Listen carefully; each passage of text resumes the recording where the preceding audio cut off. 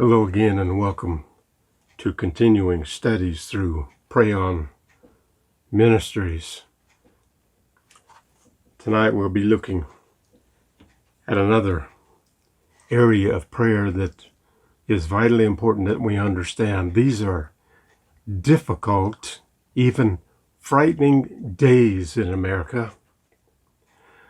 We just don't know what the end of it will be. All we know is that those who are against us, while part of us may be bigger than what's left of America's soul. In these days, American believers must learn and take up the ministry of praying without ceasing.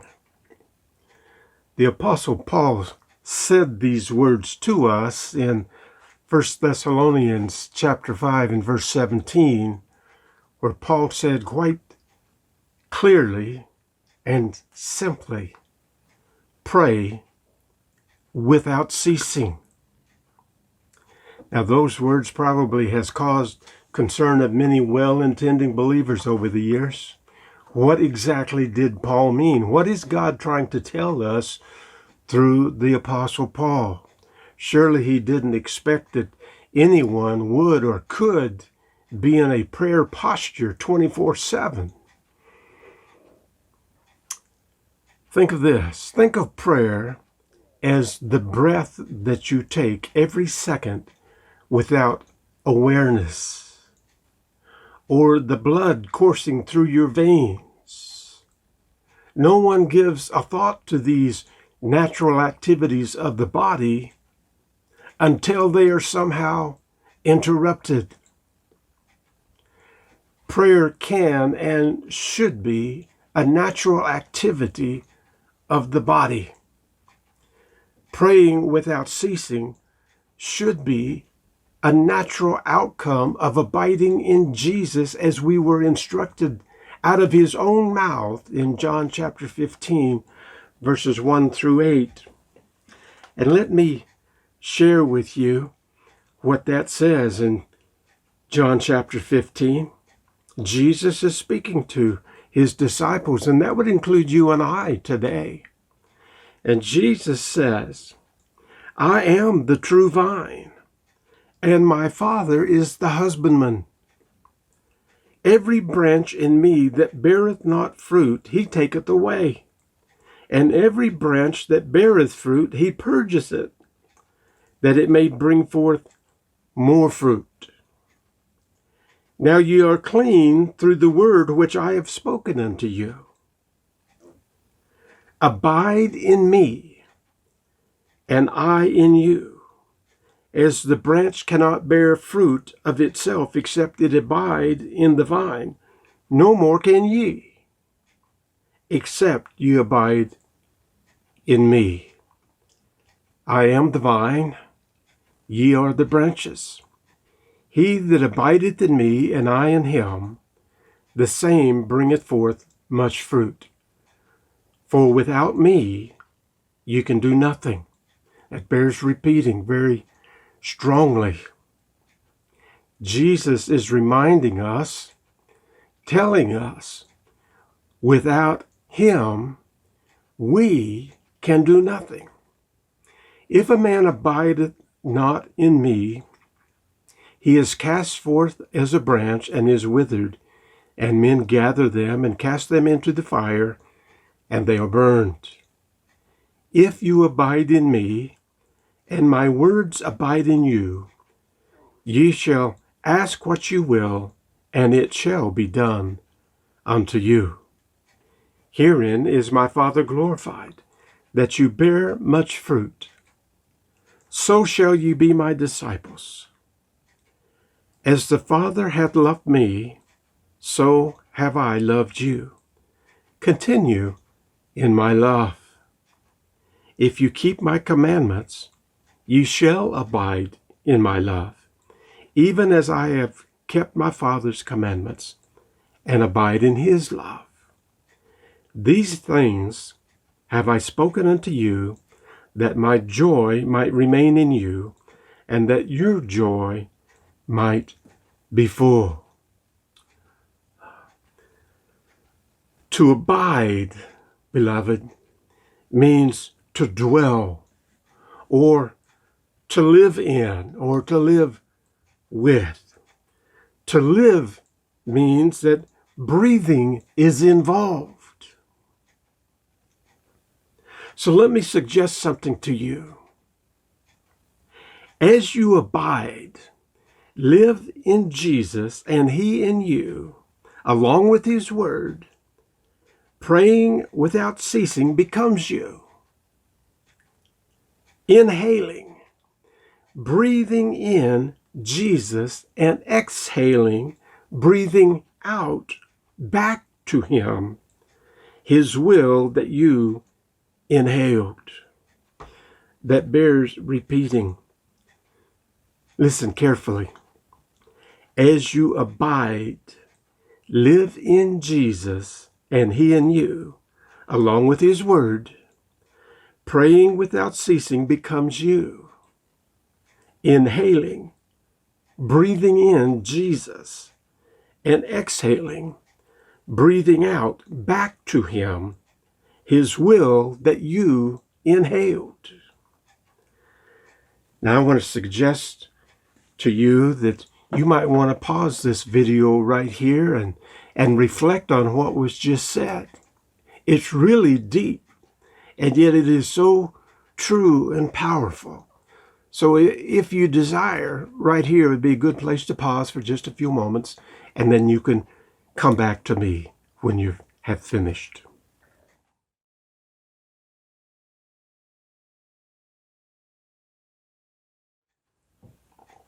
Pray without ceasing. Allow me to suggest some possibilities.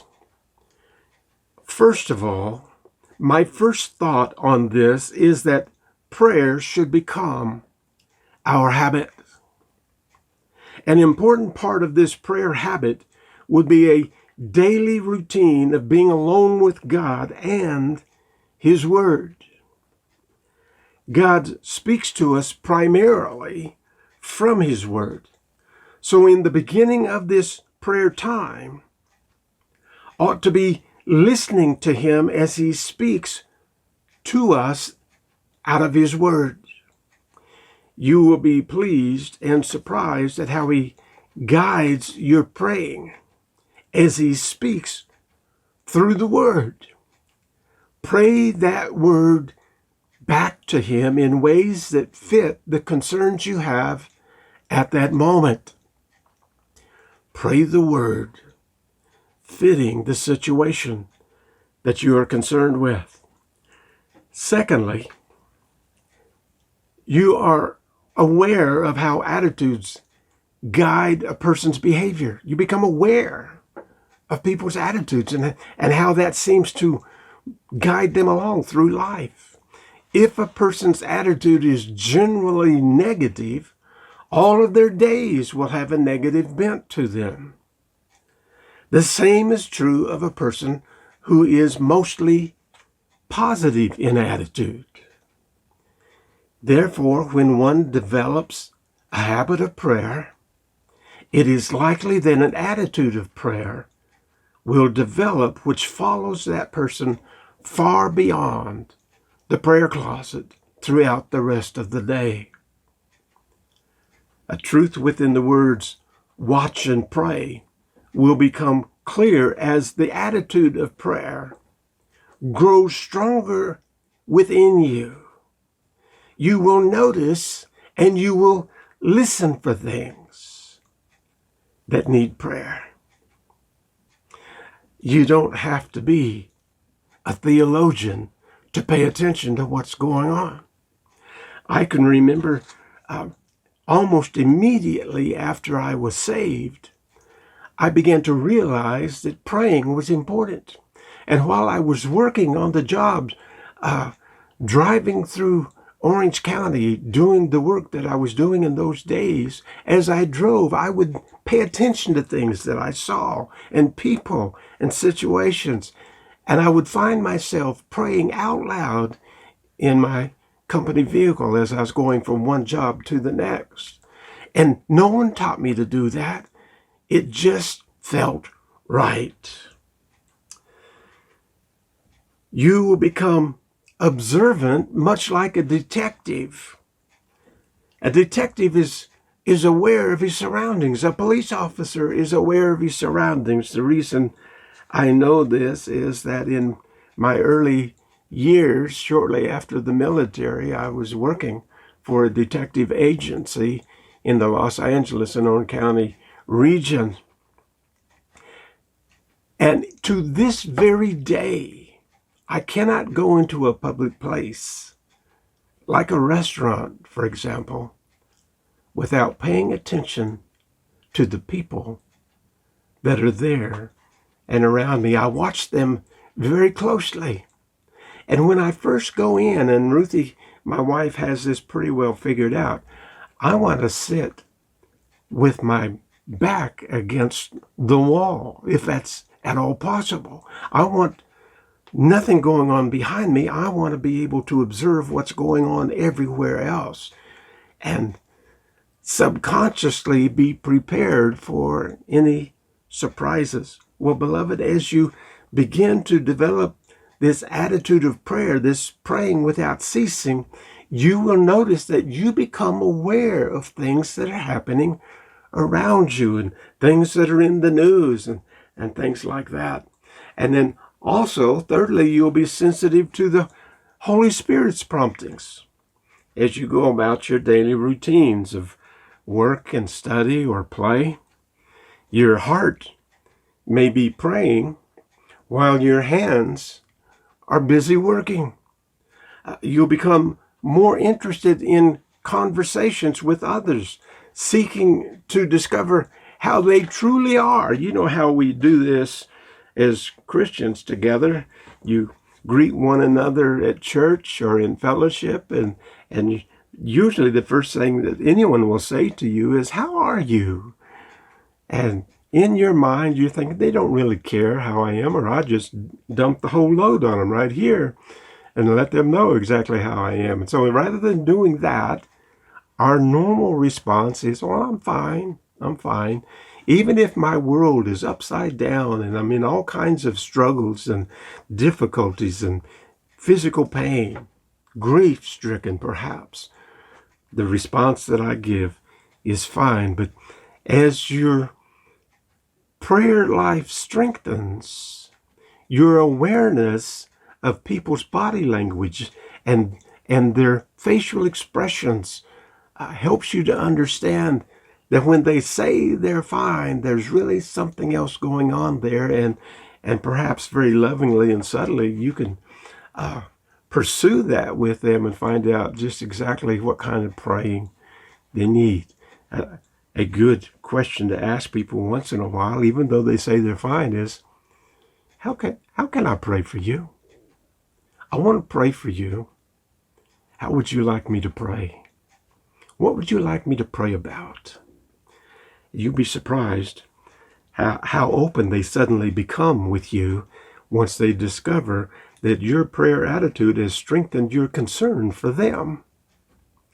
And you will have a deeper spiritual interest in the news of the day, local and far-reaching. Fourthly, and the last thing that I want to suggest to you in this developing this praying without ceasing, this attitude of prayer soon becomes your life. It becomes your passion. It consumes you and you love it. It drives you. Your life takes on a bigger meaning and purpose.